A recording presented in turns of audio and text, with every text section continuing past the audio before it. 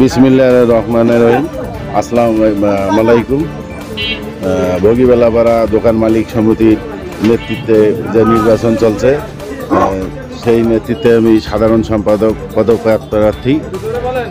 ভোগীবেলাপাড়ার সার্বিক সহযোগিতা এবং নির্বাচিত হলে যা করার দরকার আমি সব কিছু করার জন্য চেষ্টা করব, ঠিক আছে। এবং বিভিন্ন যে সমস্যাগুলো আছে বিজয় হইলে তা দেখবো এবং পরিবেশ যেভাবে ভালো থাকে সেটা চেষ্টা করে আমাকে যুক্ত করে, তাইলে আমি ভালোভাবে সব পরিবেশ চিন্তা করতেছি, সব কিছু ঠিক করে নেবো। এবং সবার মাঝে আমার দোয়া থাকলো। আসসালামু আলাইকুম রহমতুল্লাহ।